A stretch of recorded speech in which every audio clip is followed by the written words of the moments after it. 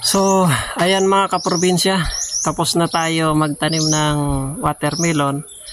Meron tayong kinuhang ano dyan, i-transplant natin na papaya doon sa kabilang area. So, ngayon, kasi sinasamantala natin na umulan, maganda maglipat ng mga tanim-tanim natin.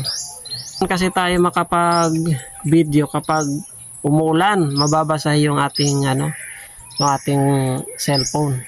So ayan mga kaprobinsya, may mga tanim-tanim tayo na Yan kita nyo pag naparami natin yung bugambilya, isipin mo na lang kung sobrang dami at yung daanan natin na ganyan.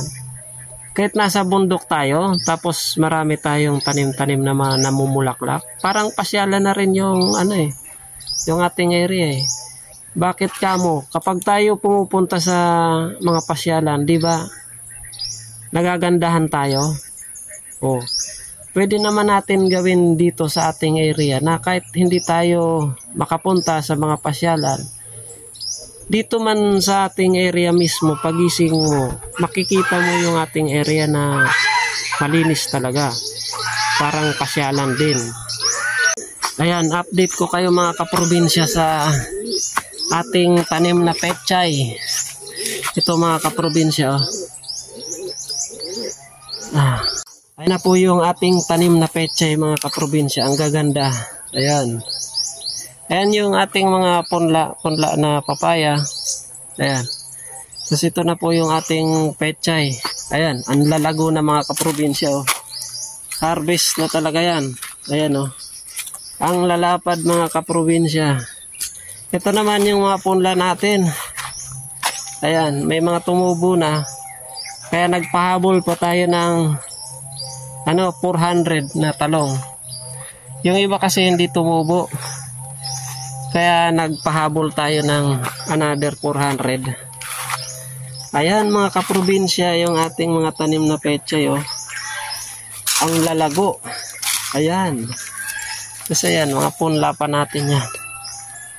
Ayan mga kaprobinsya. Wow. Nung nakaraan, hindi pa ganyan yan Ayan mga kaprobinsya. Ayan, may mga tubo-tubo na Ayan, tingnan nyo. Wow. Ang lalapad mga kaprobinsya.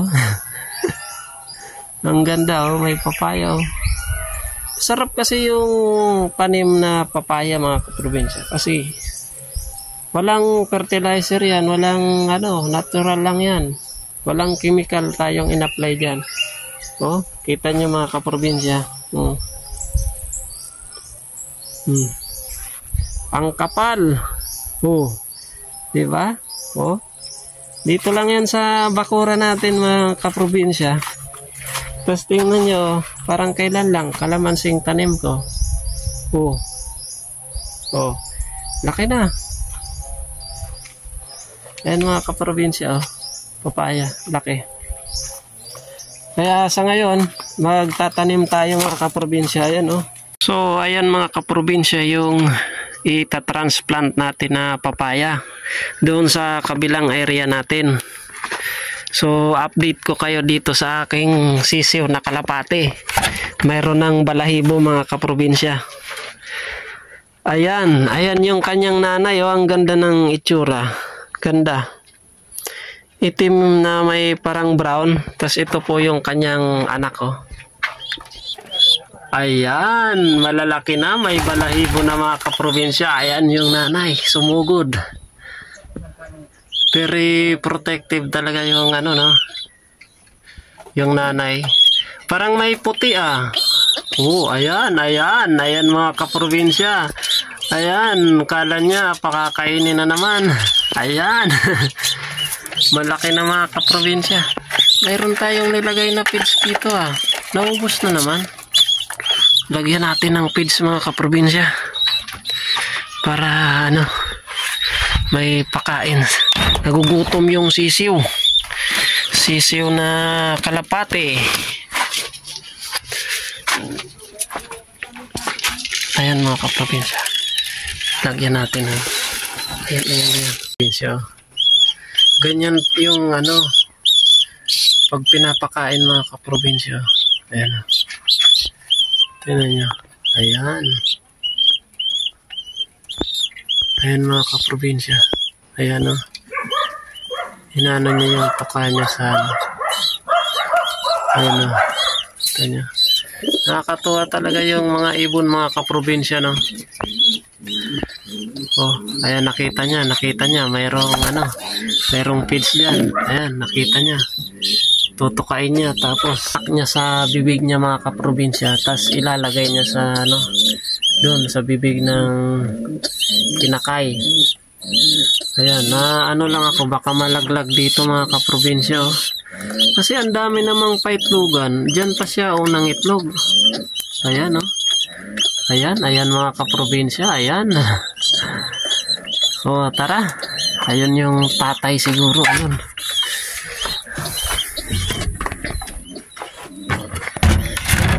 Ayan yung ating mga lag. Medyo mabigat yung dala natin mga kaprobinsya kasi meron akong barita na dala. Ita-transplant natin yung papaya doon sa kabila. Ayan mga kaprobinsya. Itong daanan, yung parang pathway, nilagyan ko to ng kahapon. Tinaniman ko ng Caballero Dwarf, yung namumulaklak. Imagine niyo kapag puno na to ng bulaklak mga kaprobinsya. Para na tong pasyalan. Yun yung ano natin, agenda dito. Na taniman ng mga namumulaklak para pagdating ng araw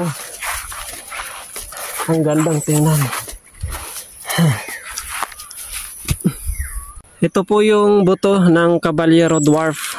Ayan, oh. Marami pa. Ubusin natin ngayon. Doon natin sa kabila ilalagay mga kaprobinsya. Ayan, oh. Tas dito sa ito namang papaya na ano ay itatransplant natin. Ayan, oh. Tingnan nyo. Diyan natin sa gilid ilalagay. Diyan sa gilid. Hanggang dun sa dulo. Yun, dun sa dulo. Dito lang sa gilid natin ilalagay mga kaprobinsya. So, tara. So, ito pala. Ito, oh. Nakita nyo na yung mga papaya, no? Ayan, oh.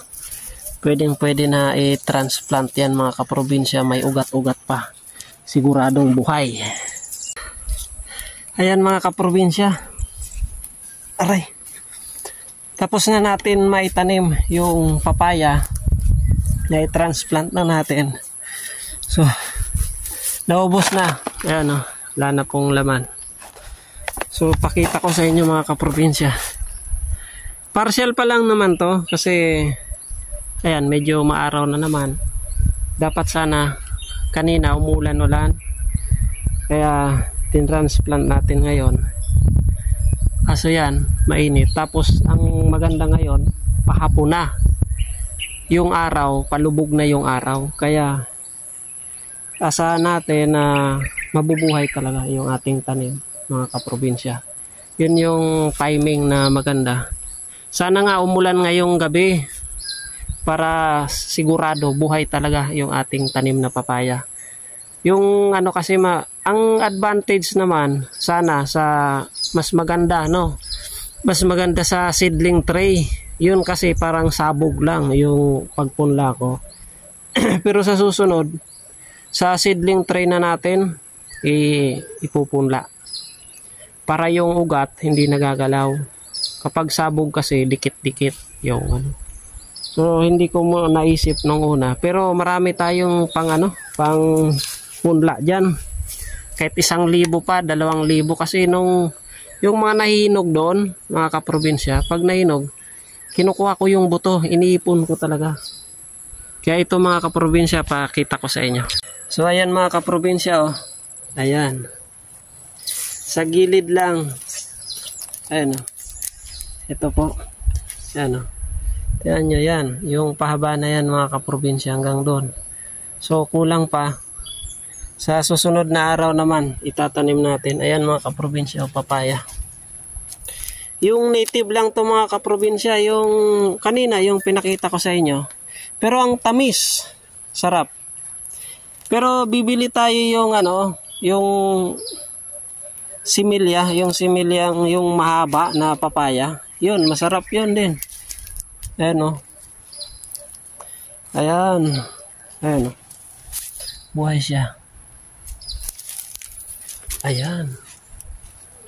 Ayan, hanggang doon mga kaprobinsya. Medyo umaraw oh.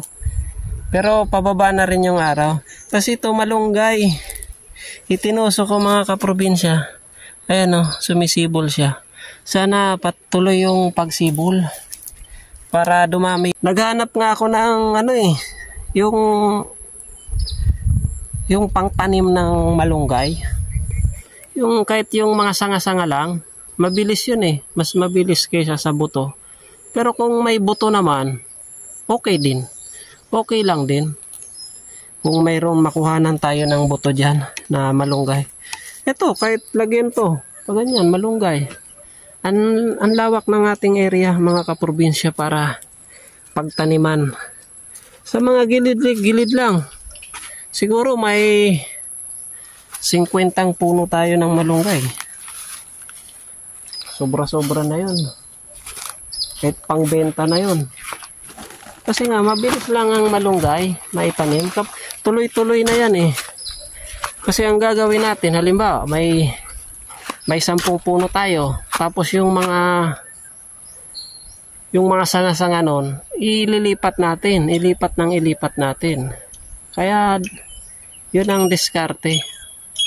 Diskarte talaga sa pagtatanim. Kailangan ilipat. Parang saging. Pag nilipat mo, susuhi. Lipat mo naman, suhi. Yan. Ganon. Sipag lang. Tiyaga dito.